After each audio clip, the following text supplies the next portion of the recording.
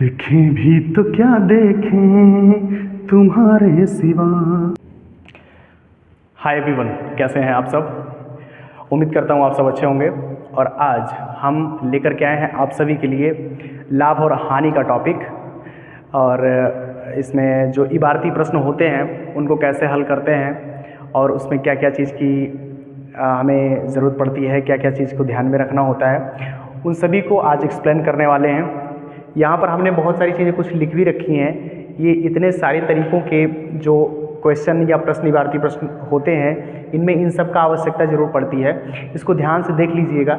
यदि हमें लाभ ज्ञात करना होता है तो हम लोग लाभ बराबर जो फॉर्मूला होता है हमारा विक्रय मूल्य, यानी जो वस्तु होती है जिस मूल्य पर बेची जाती है। मान लीजिए कि ये जो मार्कर हमारे हाथ में देख रहे हैं ये 10 रुपये का है और दुकानदार खरीद कर लेके आता 10 रुपये का और ये 12 रुपये का बेचता है। ये 12 रुपये ये जो है उसका विक्रय मूल्य होता है, ठीक है।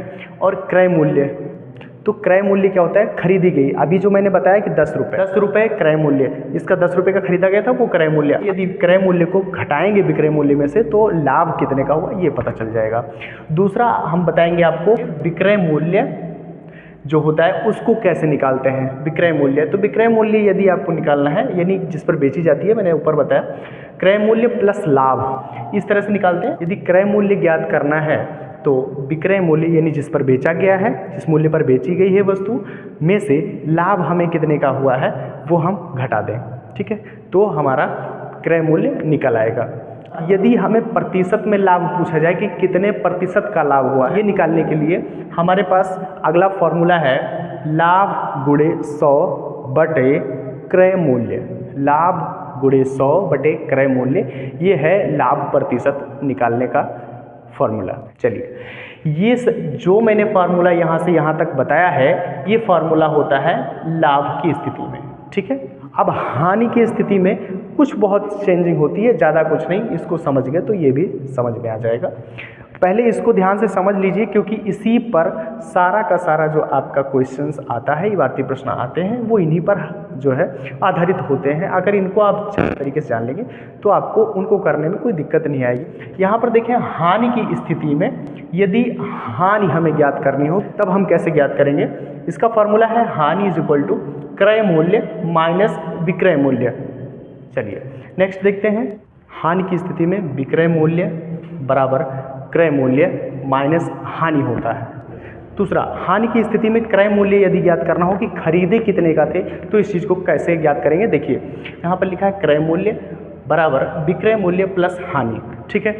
हानि प्रतिशत निकालने के लिए सेम वही है जैसा कि लाभ गुणे 100 बटे क्रय मूल्य, वैसे ही है इसमें हानि गुणे 100 बटे क्रय मूल्य। इसको यदि आप ध्यान में रखते हैं तो बहुत ही अच्छे तरीके से इनसे संबंधित कोई भी प्रश्न आ जाए आप निकाल पाएंगे, चाहे कोई भी प्रश्न हो, ये मुझे विश्वास है।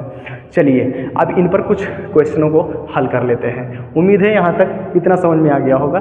देखिए ये 3 क्वेश्चन मैंने रखे हैं।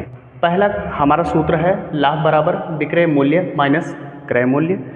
इससे संबंधित ये प्रश्न है। देखिए यहाँ पर लिखा है एक दुकानदार एक सिलाई मशीन रुपये 850 में खरीद कर 1020 रुपये में बेचता है, ठीक है। ज्ञात कीजिए कि दुकानदार को कितने का लाभ हुआ।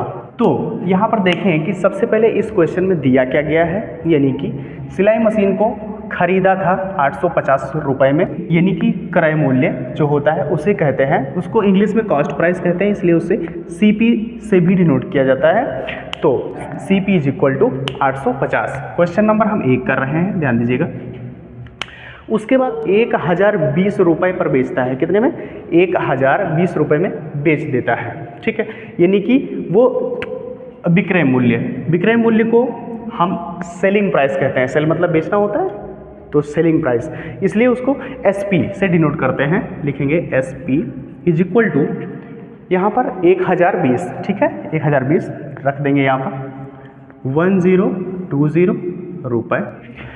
फिर पूछा है कि कितने प्रतिशत का लाभ हुआ है, यानी प्रॉफिट कितना हुआ, वो चीज़ देखें।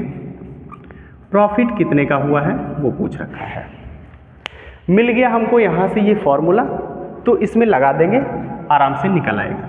जैसे कि देखें profit is equal to formula जो ऊपर दिया गया है, यानी कि सेलिंग प्राइस, ठीक है, सेलिंग प्राइस हमारी है यानी विक्रय मूल्य 1020 है, माइनस कॉस्ट प्राइस यानी क्रय मूल्य कॉस्ट प्राइस वो कितनी है 850, रखेंगे 850, फटाक से देंगे घटा।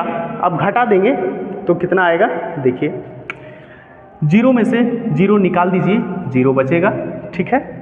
इधर 5 2 में से नहीं निकलेगा, इधर से कैरी आएगी, यहाँ हो जाएगा 10, 10 में से 1 जाएगा 9, यहाँ बचेगा जीरो के पास में 9 बचेगा, और यहाँ 10 आएगा तो हो जाएगा 12, 12 में से 5 जाएगा, बच जाएगा 7, ठीक। यहाँ से यहाँ आया था 10 हुआ था, 10 में से फिर 1 निकल गया था तो यहाँ 9 बचा।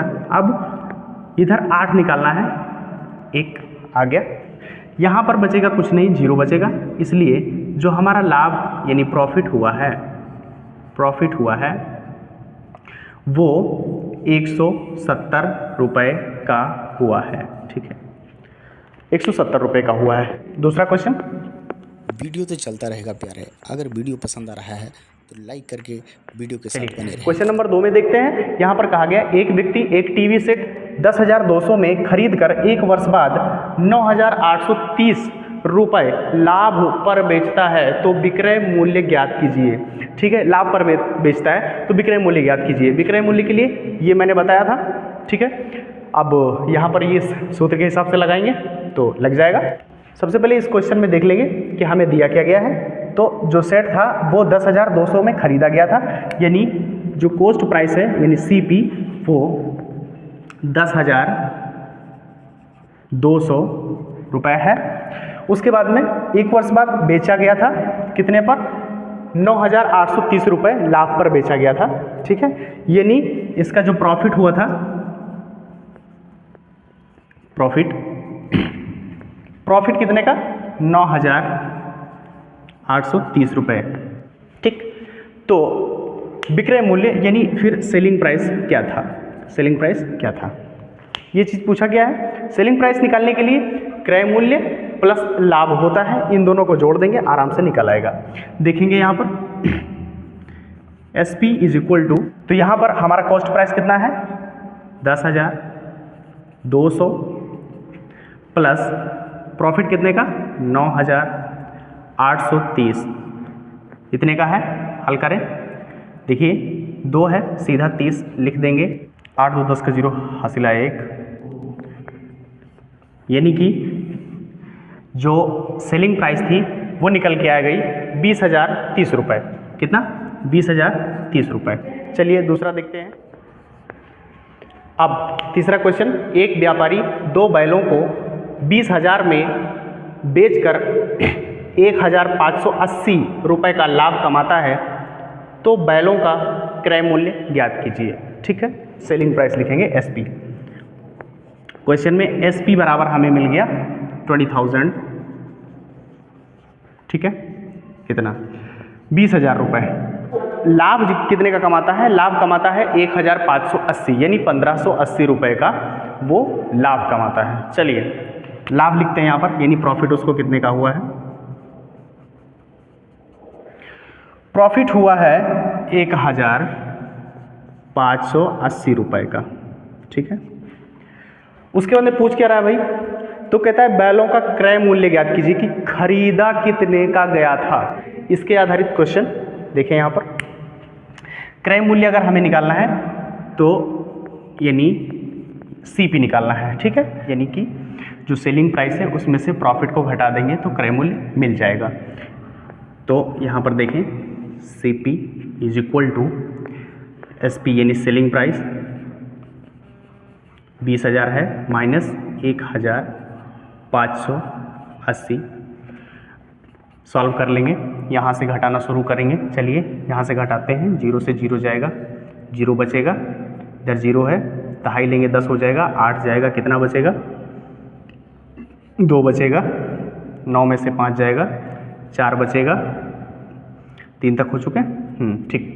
उसके अंदर में इधर फिर 1 जाएगा, 8 बचेगा, 1 आएगा यहाँ पर 1, ये हो गया हमारा CP, ठीक है, ये आंसर हो गया। चलिए नेक्स्ट देखते हैं लाभ प्रतिशत कैसे निकालते हैं। प्रतिशत निकालना है, लाभ प्रतिशत का फार्मूला ये रहा।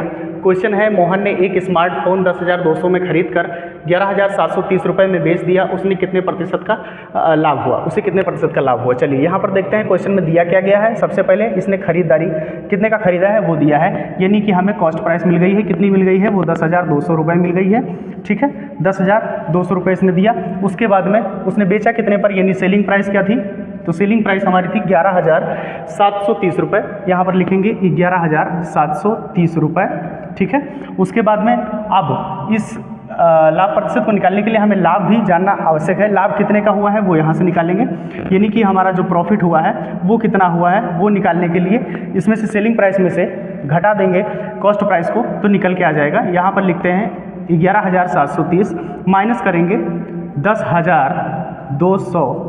अब कितना आ रहा है देखिए, 0, 3, 7 में से 2 गया 5 बचेगा, 1 आ गया, 1 में से 1 गया 0, यानी कि 1,530 रुपये का लाभ हुआ है। ठीक है, ये चलिए इस फार्मूले में अब इसको रख करके लगाते हैं, यानी कि P% इज इक्वल टू कर लेंगे, लाभ कितने का हुआ है वो 1,530 रुपये का हुआ है, गुणा में 100 रख लेंगे, बटा में फिर क्रय मूल्य यानी कॉस्ट प्राइस वो 10,200 रुपये है। ठीक है, अब इस 2 0 से 2 0 खत्म कर देंगे, 102 बचा, 102 से 1,530 को भाग देंगे, यहाँ पर आ जाएगा 15, यानी कि 15%।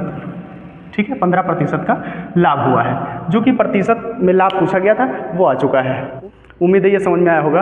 वीडियो बहुत ज़्यादा लंबी हो रही है और हानि के जितने फार्मूले आपने इधर देखा था उन फार्मूलों पर नेक्स्ट वीडियो में रिकवर करेंगे क्वेश्चन को, क्योंकि ये वीडियो बहुत ज़्यादा लंबी हो रही है। तब तक के लिए हमारे चैनल से स्टे ट्यून्ड रहिए और कंटिन्यू रहिए मेरे साथ। चैनल पर नए हैं सब्सक्राइब कर लीजिए। तब तक के लिए Jai Hind, bye bye, good luck and take care. देखें भी तो क्या देखें तुम्हारे सिवा।